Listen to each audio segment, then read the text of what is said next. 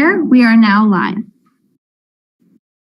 Thank you very much. Good evening and welcome to the Town of Ajax Committee of Adjustment meeting for Wednesday, August 31st. This meeting of the Committee of Adjustment is being held electronically and live streamed on the internet pursuant to the Committee of Adjustment Terms of Reference and Meeting Procedures. All regular practices and procedures of the committee continue to apply during this electronic meeting. If we encounter any technical difficulties, we may take a brief recess while they are resolved.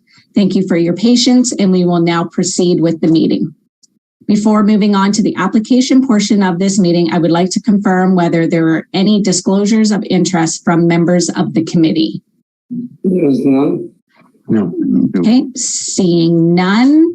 Number 3, would like to move to adoption of the minutes from the meeting Wednesday, July 27th, 2022. Can I have a first? Thank you very much, Wasaf. A seconder? Thank you very much, Mark. Any discussion at all?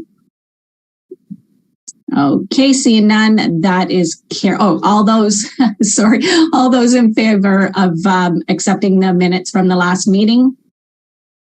And I Thank you. Here, so I don't have a vote. Okay, thank you very much, Cecil. All that were in attendance, that is carried. The mandate for the Committee of Adjustment. The committee is bound by the Planning Act to accept each application based upon its ability to meet 4 tests: that the application is minor in nature, is desirable for the appropriate development of or use of the lands, and finally is in keeping with the general intent and purpose of the official plan and zoning bylaw. The process for tonight's meeting will be conducted in the following manner.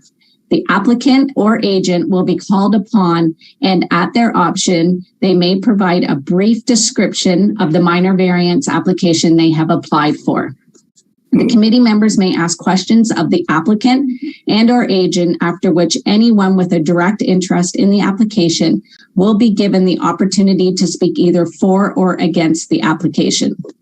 Once the motion is put forward by a committee member, there will be no further input from the applicant or anyone having interest in the application.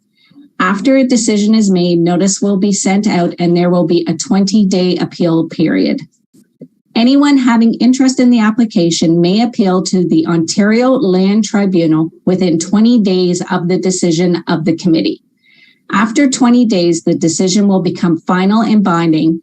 If a building permit or other approvals are required, they may be filed during the appeal period. However, no building permits will be issued until the appeal period is over and the decision becomes final and binding. A respectful decorum during this evening's procedures is expected of all present at all times. I would now like to introduce you to our committee members. We have Wasaf Ahmed, Cecil Ramnath, Mark Pavlik, and myself, Lori Roberts. I am the chair. We have Eric Simpson, who is the senior planner, secretary treasurer, and Sarah Moore, who is the acting manager of legislative services, and the lady behind the scenes keeping us all on screen here. And I think that's it for the staff members. This evening, we have 4 applications that we are going to be reviewing. Our first application is A1/22 for 487 Popular Avenue, and it was submitted by Addison Rao Wasmund.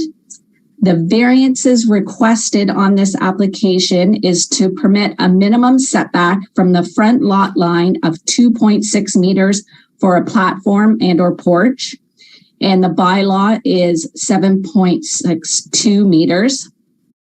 To permit a minimum setback from the front lot line of 4.6 meters for an ornamental structure to a principal building dwelling. Please note that the platform or porch is already existing in this situation, and the bylaw requirement is 7.62 meters. Eric, can I confirm that notice was served and have any responses being received? Madam Chair, yes, notice was served and correspondence was received in opposition, which was provided to the committee. Thank you very much. And we have received that. For the applicant, staff has written a report recommending approval of this application subject to 3 conditions as outlined in the staff report. Those conditions are that the subject variances apply only to the property municipally known as 487 Poplar Avenue and as generally illustrated on the drawing submitted with this application, or this decision shall become null and void. 2, that the owner applicant maintain the existing drainage on the property, or this decision shall become null and void. And finally, 3, that the owner applicant obtain the necessary building permits from the town's building services section, or this decision shall become null and void. Is the applicant here? Yes, Madam Chair. Addison Rowe Wasman, I'm here. Okay, and just want to confirm that you have received a copy of the report. Yes, I have. Okay, and you did just introduce yourself. If you can formally introduce yourself and give us any information, comments about the application. Addison Rowe Wasman, just applying for what's said on paper, just a minor variance for the front deck. And I think that pretty much sums everything up, and the setback of the pilasters on either side of the home. Okay, thank you very much. So what I'm going to do now is I'm going to ask the committee if they have any questions or comments for the applicant or for staff. And then if there's any people in attendance who wanted to speak either for or against, they would have an opportunity to do it then. Before we get to that, though, what I just wanted to make clear and point out, kind of based on the comments that we received, that we, as the Committee of Adjustment, we are only looking at what is put forward to us in the notice, in the reports that are given to us. Any external matters that are happening, we are not privy to, and we will not be taking that into consideration as we make this decision. So with that being said, I will open the floor to any committee members who have any questions or comments. Mark.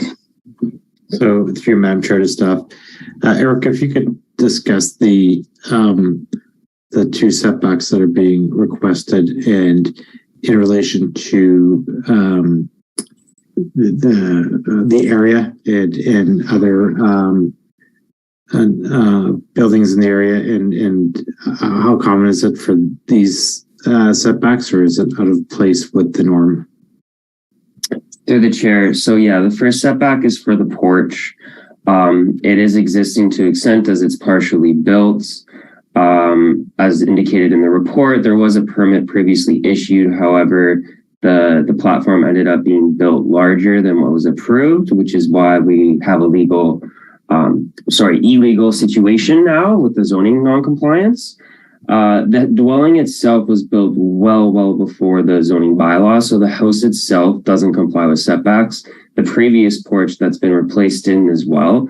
So this setback, no, it isn't common for this street or area, but that's because the house itself doesn't comply with any setbacks. The house itself is kind of out of character, if you will. It's much closer to the street than any of the other houses.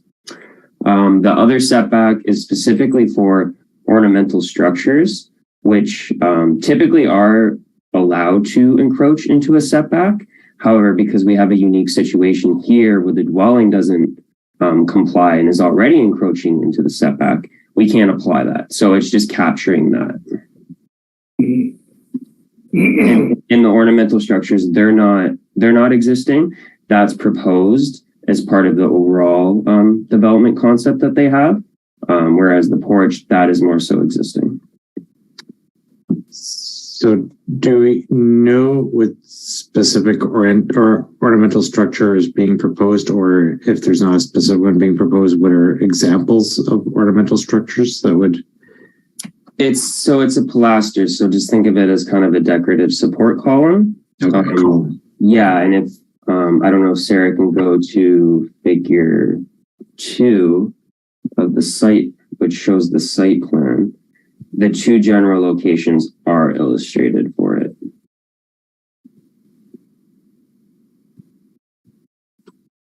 Yeah, so you see those 2 squares that say PIL? Right. That's where they would be. Okay. Yeah, so as you can see, it's a slight encroachment added on to the building wall of the front face of the dwelling. But because the dwelling doesn't comply with setbacks, we have to measure to that as well. Okay, so that I think I understand. All right, it's a slight encroachment, so it's, you know, shouldn't. Can you just revert back to the first setback? Your comment around that. So if I understand first, there was and maybe I'm misunderstanding it. There was an application for a setback that was approved, but the porch was then constructed greater than the approved setback, or into the approved setback, or? So yeah, to clarify, there was a permit issued in 2006 for that porch. Yeah. It was just to replace the previous porch that existed there, which was a legal non-complying setback because it was the existing part of the existing dwelling, which predated the zoning bylaw.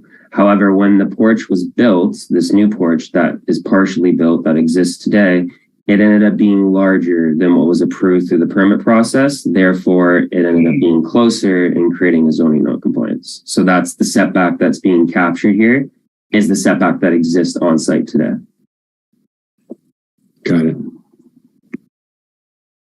Okay, I think that is my questions for this time. Madam Chair, I think you're on mute. Sorry, just realized that. Thank you, Mark. Any other comments or questions from committee members? Cecil? Through the chair, the staff. Now, in reading the entire report, there's an issue of grading violations in the staff report, and I'm wondering whether staff can elaborate on this to give us a sense of what we're dealing with from an overall standpoint. Through the chair, yes. So that relates to previous site works that have taken place on the property in the backyard. However, those are works that staff are fully aware of. They are subject to different legal ongoing proceedings, and they're going to be dealt with through the appropriate approval processes accordingly for that. The minor variance application in no way jeopardizes the proceedings from happening for that, and that's why it's not linked. Yeah, thank you. And I was wondering, Madam Chair, if I could ask a follow-up question to that. So I understand that there is an open permit to this application. The question is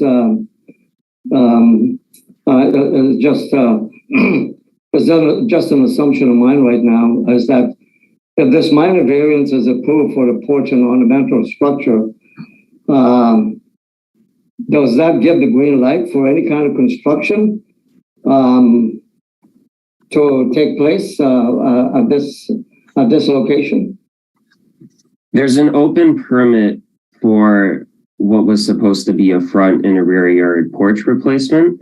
So the variance for the 2.6 meters would enable construction. There would have to be some form of like a permit revision applied to it, but it would enable that. However, the owner has plans to further develop the property now and not proceed with what was supposed to be done in 2006, which is the plan that is before us in this report, which shows the rear addition at the back there, which is a larger redevelopment plan. So that itself would have to warrant a whole new permit and a site plan approval process itself. So it just ultimately depends on the routes that the owner is going to go down. Are they going to just finish the porch, or are they going to ultimately develop the property to how they want? Either way, there's permit processes involved. So there's still approval processes that have to be had, even if the variances were to be approved. So correct me if I'm wrong, then. So this big application is being approved in a piecemeal fashion, sort of thing, doing it a bit at a time. Is that correct? This minor variance application is just one piece of the ongoing puzzle that the owner has to address to bring the property, basically rectify the issues of the property or develop the property to how they want to. Gotcha. Thank you. Thank you. Yeah. Thank you. Mark, did you have another comment? I do. Another question, through Madam Chair to staff. So I understand from the public correspondence that there is pending court case involved with the subject property, but are these two setbacks subject to any of those court cases, or are they subject to any of those court matters, or is those for matters outside of these two setbacks that we're considering today? Through the chair, the platform setback is related to one of the legal matters. The ornamental, no, because that's something that's proposed as part of the overall development plan. Okay. Understood. Thank you. Thank you, Mark. Any other comments or questions from committee members? Seeing none, I just wanted to, sorry, Cecil, you go ahead. Yeah, I was just going to request a timeout, Madam Chair, but you have a question, and I will yield to whatever you would like to say. I just wanted to staff, because I think I heard, I think I misunderstood what I heard, because I think I heard two conflicting answers. The two variances that are before us tonight, regardless of the decision that the committee makes, will not, can I confirm, will not impact whatever legal proceedings are taking place? That is correct. They will not impact. They will not impact. Okay. Okay, I just wanted to clarify that. Cecil, did you have something you wanted to add to that? Sorry, just to add on to that, they will not impact it like from a negative perspective. They will, if a variance was to be approved, that would help move the applicant in the right direction to start addressing these legal matters. So I guess it's related, but I'm just saying they're not going to jeopardize anything. Okay, thank you. Yeah, sorry, go ahead, Cecil. Yeah, I was just thinking, Madam Chair, that I would request a timeout to have committee discussion prior to back online. Through the chair, unless it's subject to something for an in-camera discussion, this is a public meeting, so discussion of the committee needs to remain in a public forum. Yes, Okay. we have to keep it. We have to kind of look at it that if we were in chambers, everybody would be there. So we have to have the discussion as such. Right. Okay. Thank you very much.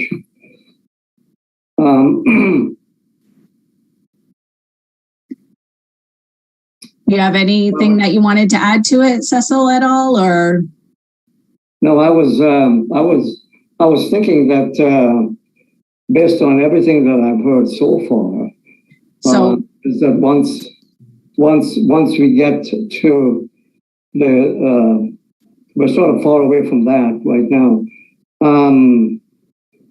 I would like to add a condition prior to moving this process forward, and I'm not sure whether this is the time to do that, or we want to hear from everyone else that may want to present. Okay, so what we can do is I can see if there's anybody here to speak either for or against the application. Then once I call for the motion, if you at that time wanted to call for the motion with a condition added to it. Thank you. Okay, so before I open it to the floor, I just want to go to committee one more time. Any additional comments from committee for the applicant or staff? See none. Is there anybody in attendance who would like to speak either for or against this particular application, which is, just to clarify if anybody's coming late, A1-22 for 487 Poplar Avenue? Okay, seeing none, then what I'm going to do is going to ask for a motion on this application. Cecil? Madam Chair, in proposing a motion, I'd like to add a precondition there, proposing that that approval of this application be subject to a successful resolution of the current violations. Through the chair, if I can jump in there. It doesn't make sense to link the two, as I've already indicated. The resolutions can't happen until, for example, a variance even takes place. Like, one of the things is the fact that the porch doesn't comply. That's an order. So to link the two does not make sense, because you won't address that legal matter if the variance isn't approved. Okay. And I just want to remind the committee too, as the chair had mentioned, that you're here to discuss the merits of the variances at hand here, not the other ongoing legal proceedings. Thank you, Eric. I understand that, but what I'm gathering is that one of the minor variance pieces here has a link to the legal matter, and this is the reason why I'm raising this as a condition. And one cannot I don't believe that one can presuppose a final outcome of what the legal conclusion would be. And it is for this reason that I think it applies. I don't know if staff wants to correct me on this. I think I'm thinking the option, we can vote on it. So you can put it on the table and we can vote whether we want to take this, add that as an amendment to the conditions that are being offered. Or an option would be, you don't have to accept both variances. We could accept one and not the other. Is that an option, Eric? Yeah, the chair. Yes, that is an option. However, like I'd mentioned before, if the one setback, so the one related to the porch, if that just gets deferred or not approved, that's not going to help in rectifying any of the issues that are at hand today. And in fact, just sets back the legal proceeding matters.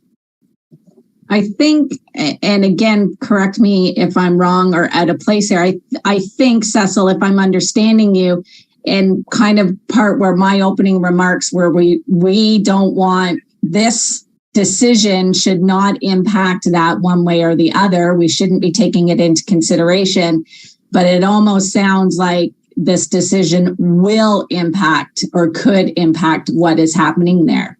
And I think that's what's holding Cecil up. Yes, the legal implication of one of the conditions that was causing me, some hesitation here. And I just want to make sure that the field is clear before we vote on this thing. I'm not satisfied in my own mind that it is clear.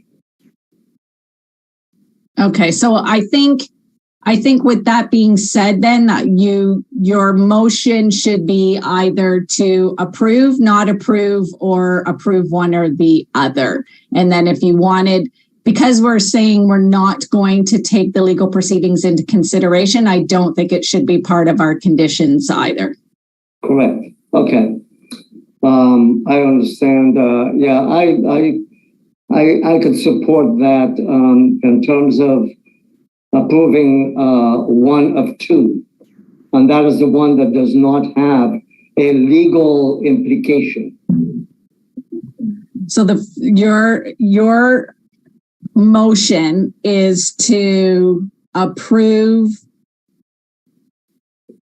not approve the first variance, which is to permit a minimum setback of the front lot line of 2.6 meters for a platform, but to approve the minor variance application to permit a minimum setback from the front lot line of 4.6 meters for an ornamental structure. That would be correct. I'd like to hear from staff whether that is so, though. So I think what we have to do first to stay, you've put the motion forward. We have to get a seconder for it. Then we can open it up for comments. Okay. Given that you know the condition that I'd like to move, could you help me in sort of wording that? Or can one of my committee members help me in wording that? So I believe that what you're wanting to say is that you are recommending that the committee does not approve the first minor variance request for the platform, but does approve the minor variance request for the ornamental structure. That is correct. Okay, and then now I would require a seconder on that motion that has been put forward. So if we do not have a seconder for it, that means that that motion does not move forward. So now we will open it up to committee again to see if anybody else would like to put a motion. Mark? Madam Chair, I move to approve application A1. Sorry, could you scroll up to the application? A1-22. A1-22, as recommended by staff, as I believe it meets its minor nature and meets the remaining tests set forth by the Act. Okay, and do I have a seconder for that? Oh, okay. Wasif is a seconder. Any discussion at all? Okay, seeing no discussion, may I please ask for those who are in favor of this motion to please raise your hand.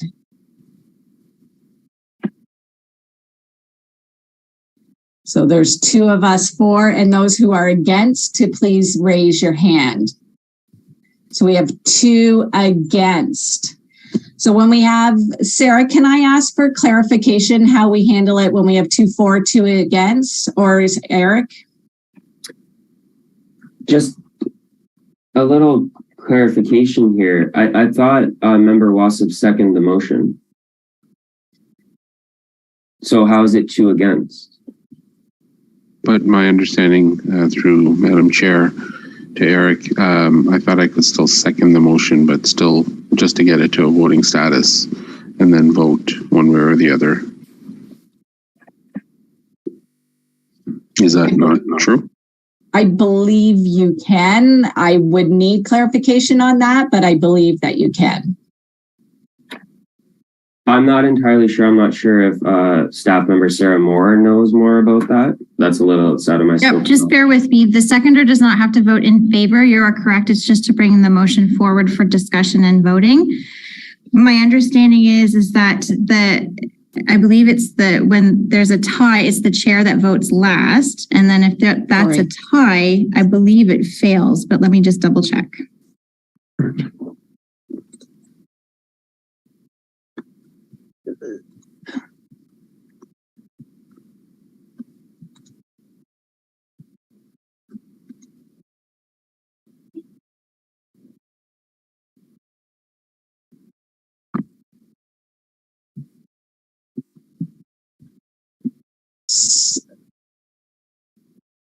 Sarah, I know you're looking into that. So in that, just to kind of understand that scenario. So if we had taken my vote off the table, because I'm the chair, we had 1 who voted for and 2 who voted for against. Does that mean that it goes against? I know we had a similar situation. I'm just trying to look up the decision from before when we had that tie.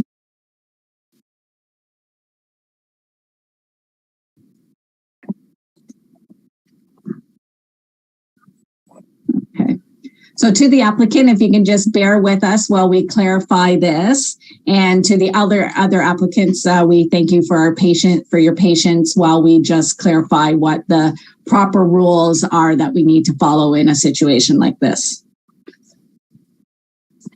Sorry, I'm just juggling multiple screens, and I'm afraid of messing up the technology. I'm not sure if any of the other members have access to the correspondence, but bear with me. Yeah, no worries. Yeah, it does. A tie vote is a fail, according to our previous decision. Okay.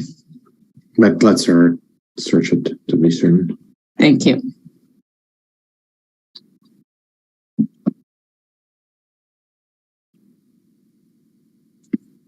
Thanks everyone for your patience. Per section 7.8 of the meeting procedures, a tied vote, any question on which there is an equality of vote shall be deemed to have been decided in the negative. Okay, so with that being said, that means that this application has not passed. And then, so for the applicant, back to staff and speak to them about what your next steps are, since the Committee of Adjustment did not approve this application. Okay. Thank you, everybody. I appreciate your patience with that. Before we go further, just any comments or questions in regards to that from committee, that it make sure we're all on the same page. We're good. Okay, perfect. Perfect. Thank you very much, guys. Okay, so the next application for tonight is A18/22 for 675 and 691 Harwood Avenue North and 3 Kingsford Court, which is being submitted by Boesfield Inc. The variances requested are to permit a minimum parking rate, it's a blended parking rate of 0.65 parking spaces per 100 meters squared of gross floor area for a warehouse distribution center, light manufacturing, and office uses. The bylaw required, the examples that are given, that for a warehouse distribution center, it's a minimum of 1 parking space per 500 meters squared. And for light manufacturing, it's a minimum of 1 parking space per 40 meters squared. And for office space, it's a minimum of 1 parking space per 28 meters squared. Eric, can I please confirm that notice was served and have any responses being received? Yes, Madam Chair. Notice was served and no responses were received.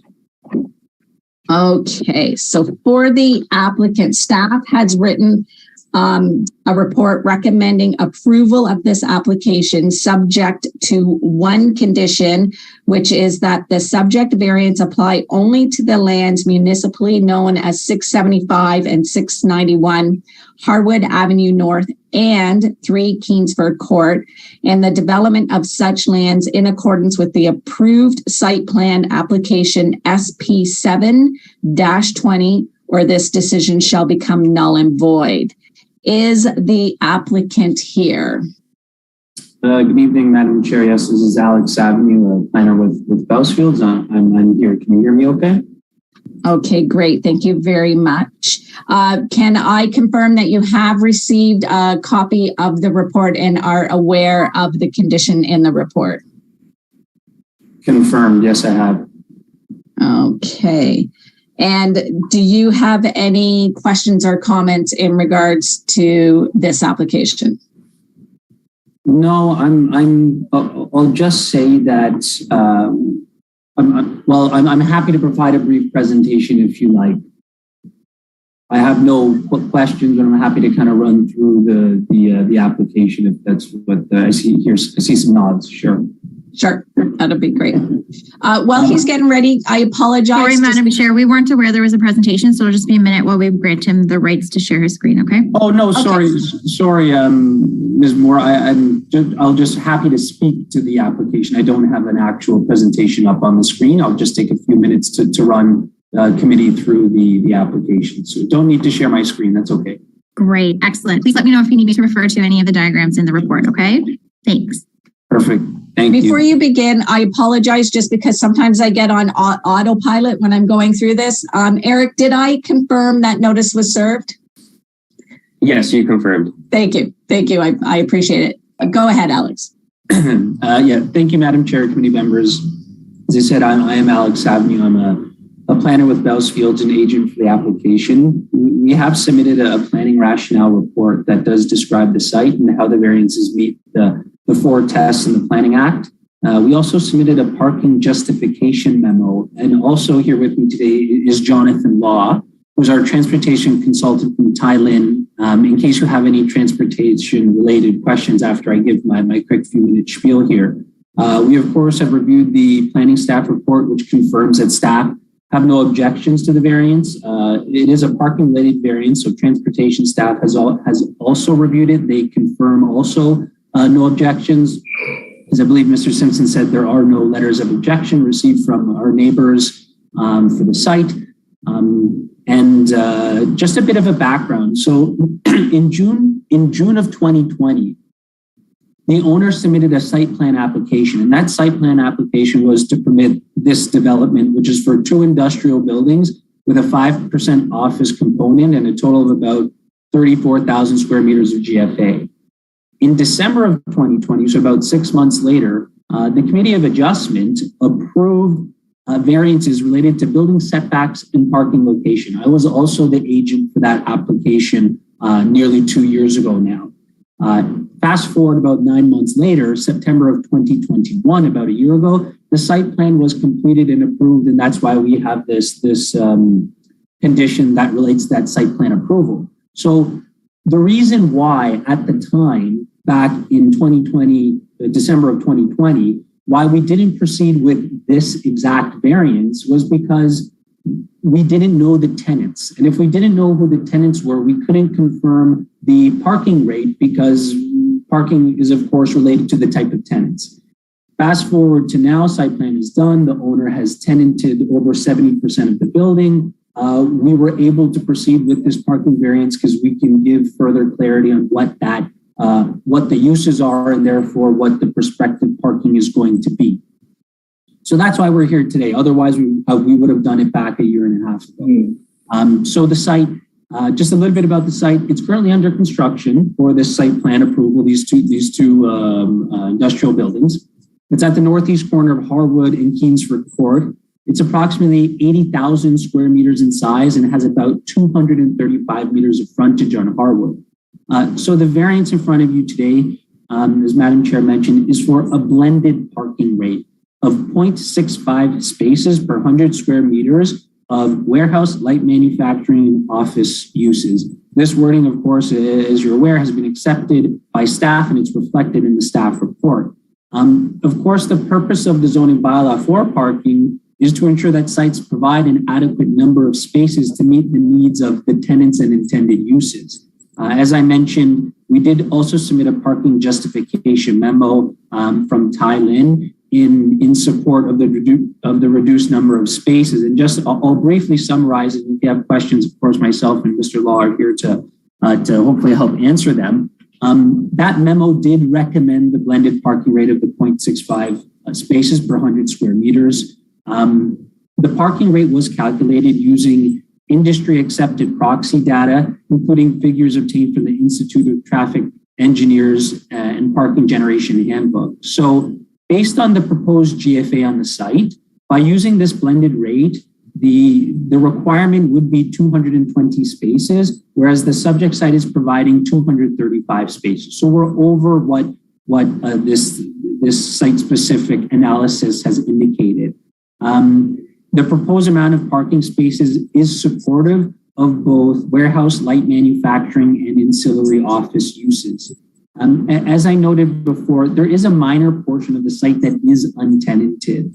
However, with that being said, 16 of the 17 prospective tenants to use this space operate a warehouse type use, which further reduces the anticipated parking demand because warehouse out of office, light manufacturing, warehouse of the three warehouse has the least amount of parking spaces required. So it is a very conservative approach that we've taken. So in my opinion, the proposed blended rate is a more appropriate means of assessing the actual parking needs of the site and is based on a site-specific and analytical approach that provides the appropriate amount of flexibility given the multi-nature tenant of these types of uses.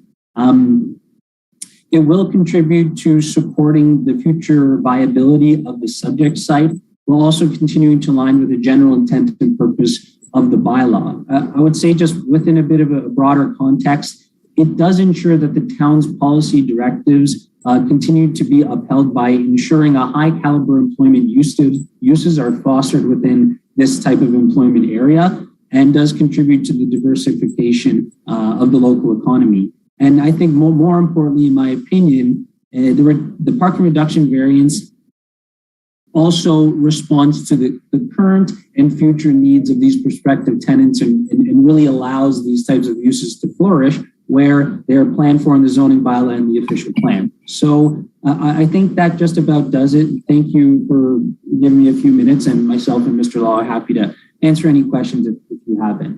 Thank you. Thank you. Thank you for that explanation. I appreciate that. To committee, does anyone have any comments or question for either the applicant or staff? Cecil? Thank you, Madam Chair, through you to the applicant. Very detailed report, I must add. Thank you very much. And so I understand that there was a parking rate that was applied, at the onset of the project. And now with known tenants, there is a blended rate that is now applied. My question is, how did this blended rate account for the inadequate amount of accessible parking? Did it increase? Did it decrease? Does it stay the same? Mr. Law, you may want to hop in, but there are, I believe that we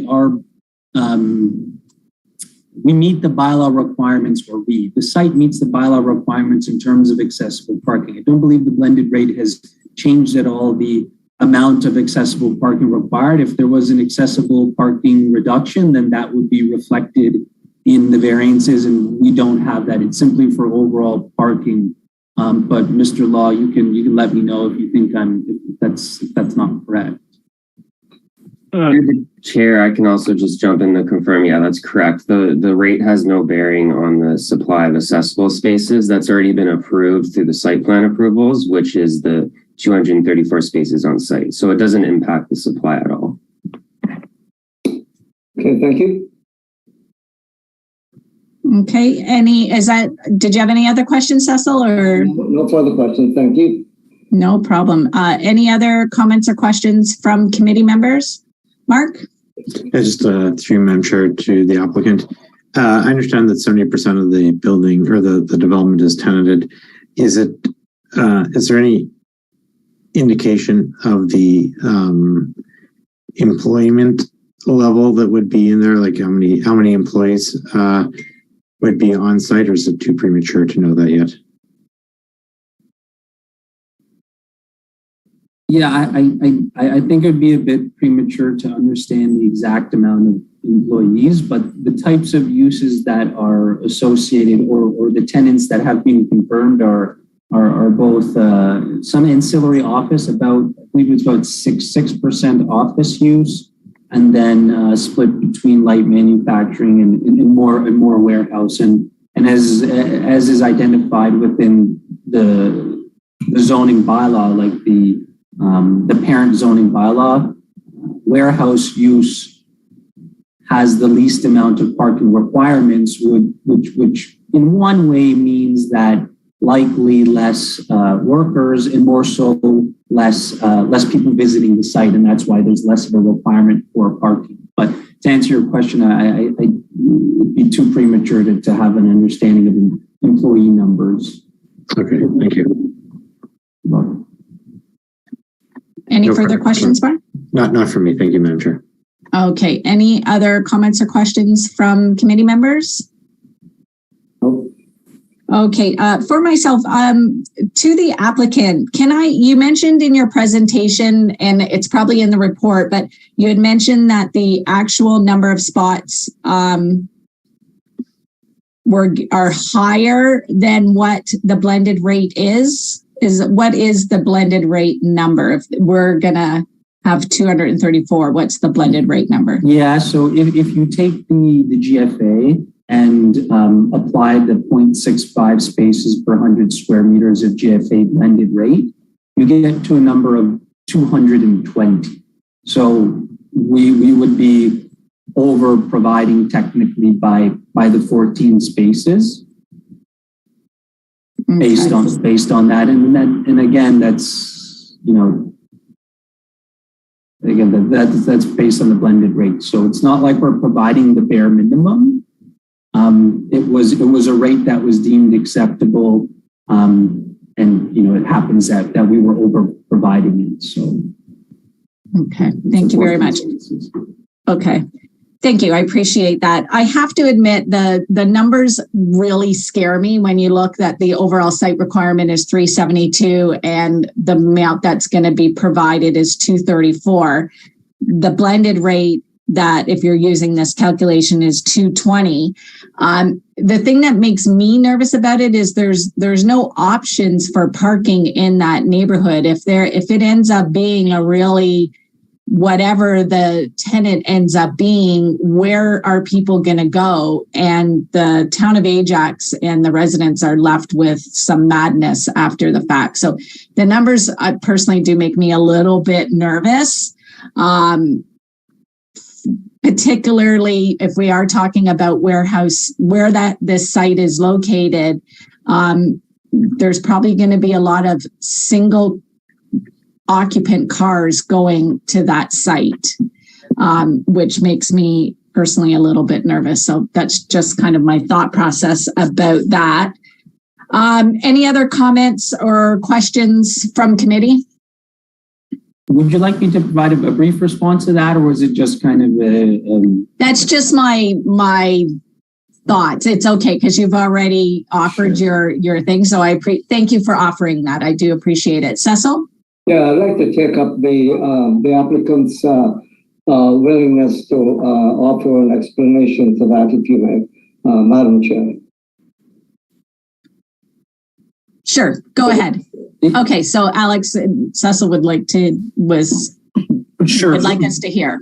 Sure, briefly, and Mr. Law, I'm gonna offer you to hop in after I add this quick piece. Is that the zoning bylaw assumes the worst case scenario for parking requirements. Although, of course, what we're saying is the minimum requirement. It uses the terms, okay, the minimum requirement for office, you know, whether it's retail or all these different types of uses is X. That X is always the worst case scenario. So generally speaking, zoning bylaw parking requirements tend to overstate what's actually required. But Mr. Law, maybe you want to hop in to provide a bit more color on how you got to that 0.65.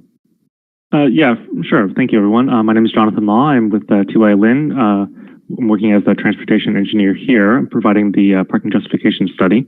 The blended rate was determined based on surveyed data as well as information of what we are expecting in terms of the prospective tenants currently. And obviously, there are a number of unknown land uses in there currently, but a very highly conservative assumption of a 50% split between warehouse and industrial, light industrial land use was assumed here, whereas, you know, what we're actually seeing from tenants is closer to I believe, approximately 70 to 30% in favor of the warehouse. That in mind, that creates a very conservative rate of that 0.65 spaces per 100 square meters that we are expecting as the actual requirement. And with that in mind as well, we are expecting that the parking demand for the site would have to be, managed based on whichever tenants are expected to apply to stay at this location. Obviously, the owner would have to be wary of any tenants that perhaps if they are specifically intending to provide a significant amount of office or light industrial rather than any warehouse at all, or if they are having some light industrial, then the owner would have to consider the other existing uses in there to see if the parking would be sufficient for any future uses. Thank you. Okay. Thank you. Cecil, is that Yeah, that's satisfactory. Thank you. Okay. Thank you. Thank you. Appreciate that, Mr. Law. Any other comments? Sorry, Eric, did you want to say something there? No, nothing further for me. Okay, thank you. Okay, before I call for the motion, any other comments or questions before we call? Okay. Is there anybody in attendance who would like to either speak for or against this application?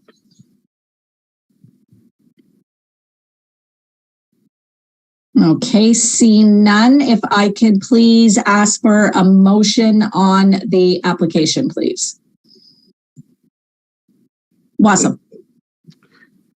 Madam Chair, I'd like to propose that the committee this evening approve application A1822 on the basis that it is minor in nature, meets the 4 tests, and subject to the one condition as outlined in the staff report. Thank you very much. And do we have a seconder? Thank you very much. Mark, any comments or questions on the motion? No. Can I please ask for all those in favor of the motion? Okay, and all those opposed? Okay, so it is 3-1, so the motion has been carried. So application A18-22 has been approved and is subject to the one condition as outlined in the staff report and to the 20-day appeal period. Thank you. Thank you very much. Okay, and on to our third application, which is A27-22 for 52 Sims Drive, which has been applied for by James Goel. And the variances that are being requested in this application is to permit a minimum setback from the rear lot line of 4.0 meters for a sunroom addition, and the bylaw requirement is 7.5 meters. Eric, can I confirm that notice was served and were any responses received? Notice was served and no responses were received. Okay, thank you very much. For the applicant, staff has written a report recommending approval of this application subject to 4 conditions as outlined in the staff report. And those conditions are that the subject variances apply only to the property municipally known as 52 Sims Drive, or this decision shall become null and void. 2, that the owner applicant obtain all necessary building permits from the town's building services section, or this decision shall become null and void. 3, that the owner applicant maintain the existing drainage on the property, or this decision shall become null and void. And finally, 4, that the owner applicant maintain the existing trees and vegetation located along the rear lot line of the subject property, or this decision shall become null and void. Is the applicant here, and have you received a copy of the staff report? Hi, Madam Chairman. This is James Goel. Can you hear me? Yes, I can. Thank you. Yes, I am here and I have received that report. Thank you. Okay. And did you have any comments that you wanted to make in regards to your application? Very briefly, I would like to install a 3-season sunroom. It has removable sliding glass in the back of my property. I'm on the corner, and I would like to be able to look out from my sunroom onto the corner. I understand and do not plan to change any of the vegetation on the property, and this variance would allow me to build the sunroom on top of my existing patio. Thank you. I have no further. Thank you very much. I appreciate it. And to committee, does anybody have any comments or questions for either the applicant or staff in regards to this application? So just, Madam Chair, just quickly, through you to staff. So the sunroom itself, Eric, does not exceed the floor plate of the existing patio. Is that what I understand? So, Madam Chairman, I can respond to that. Sure. Thank you. So that's correct. The footprint will be, in fact, on the inside of the existing patio, but there is a 300 millimeter overhang of the glass that will be over the patio. So the roof, it's a one-story glass roof. There will be an overhang outside the patio range, but the floor base is on the patio that exists today. Did that answer your question? It did. Thank you for clarifying. Great, thank you. Thank you very much, Mark. Any other committee members have any questions or comments? Okay, seeing none, is there anyone in attendance who would like to speak either for or against this application? Okay, seeing none, if I can please ask for a motion on this application. Wasif, great. Madam Chair, I'd like to propose that the committee approve application A2722 for 52 Sims Drive on the basis that it is minor in nature, meets the 4 tests, and subject to the 4 conditions as outlined in the staff report. Thank you very much. And do we have a seconder? Cecil, thank you very much. Any comments to the motion? Any comments or discussion to the motion? See none, may I please have a vote for all those in favor of the application? Okay, that everyone is in favor. So application A27-22 has been approved and subject to the 4 conditions as outlined in the staff report and the 20-day appeal period. Great. Thank you very much, Madam Chairman. Thank you, committee. Thank you very much. Appreciate your time. Okay, and we are on to the last application for this evening, and it is application A3022 all the way through to A4122, and it is for, and I'm going to read all the addresses just so for the record everybody knows what it is. It is for 43, 143, 145, 147, 149, 151, 153, 155, 157, 159, 161, 163, and 165 Hunt Street.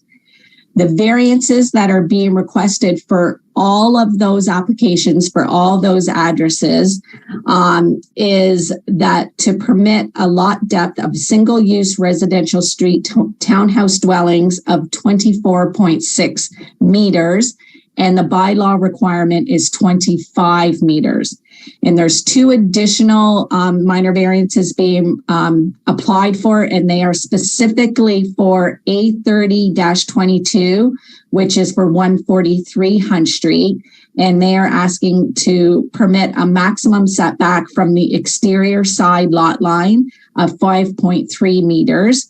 And the bylaw requirement is 3.5 meters. And the next one is for application A41-22, which is for 165 Hunt Street. And they're asking to permit a maximum setback from the exterior lot line of 5 meters. And the bylaw requirement for both of those are 3.5 meters. Eric, has notice been served and have any responses being received? Notice has been served and no responses were received. Thank you very much. For the applicant, staff has written a report recommending approval of this application subject to 2 conditions outlined in the staff report.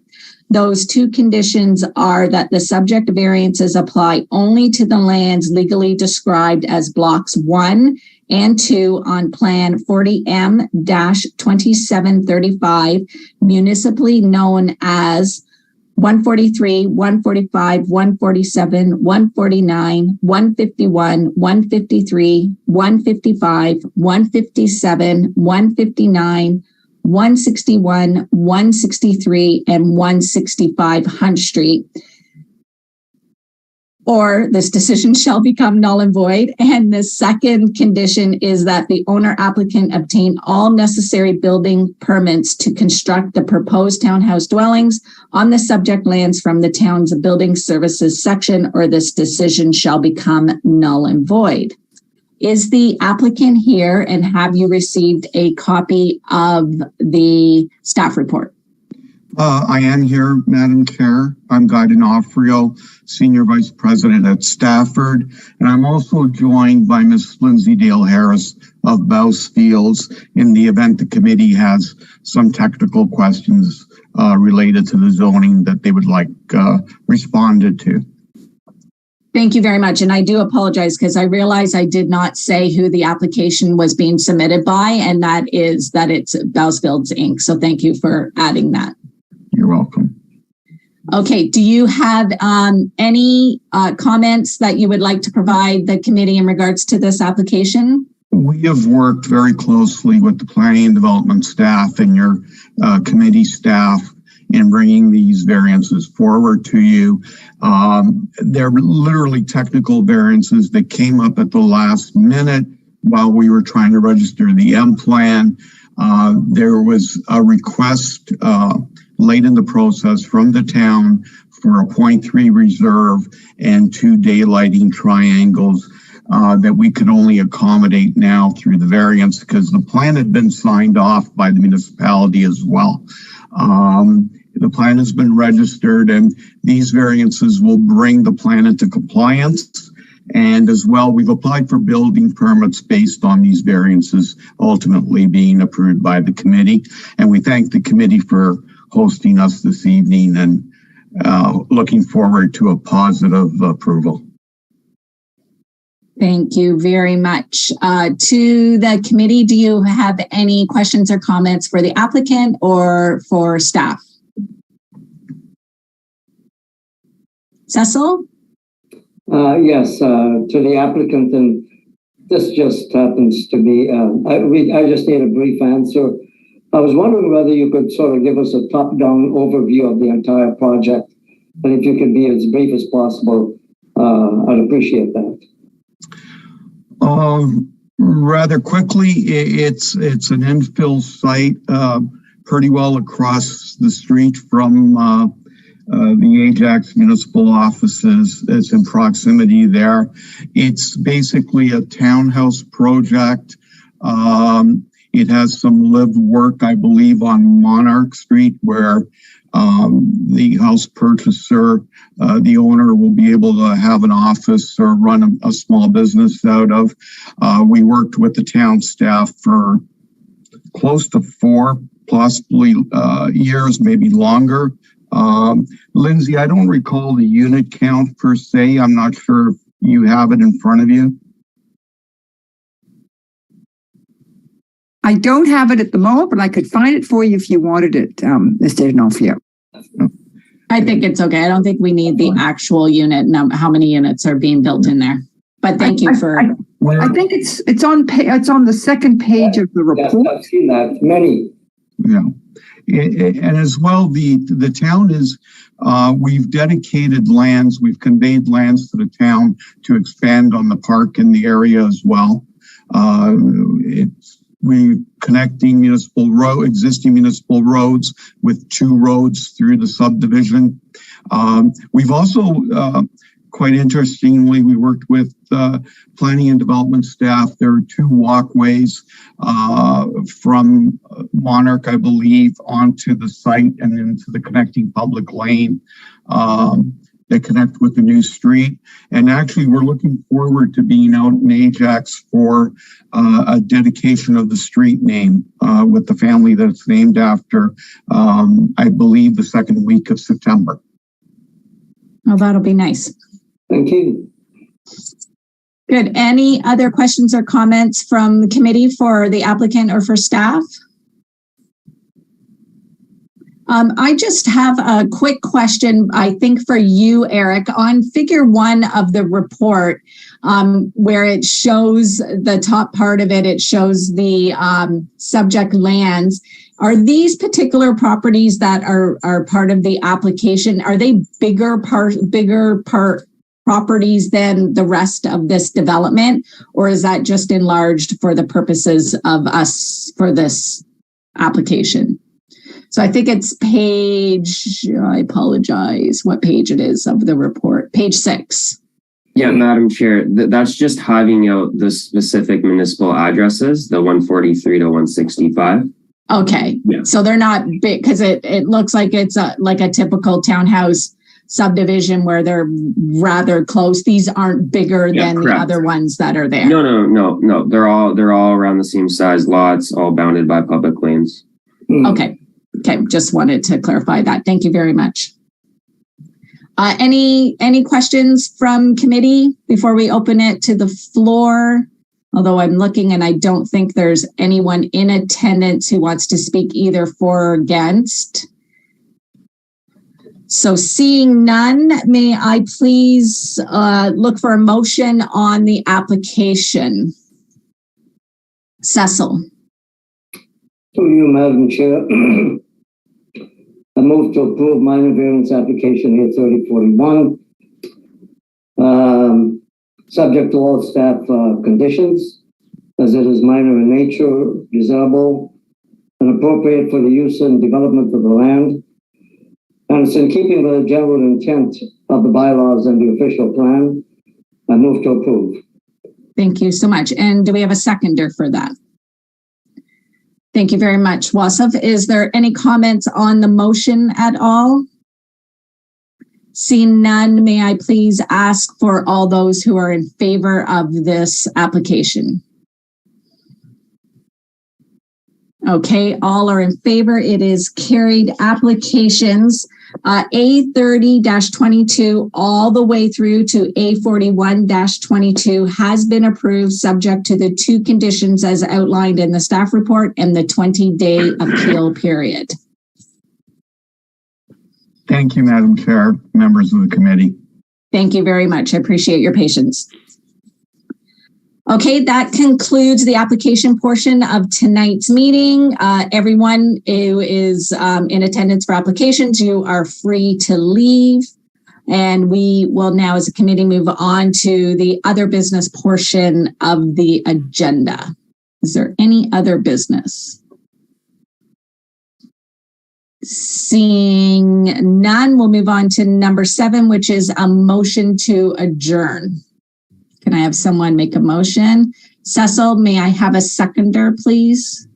Mark, all those in favor? Carried.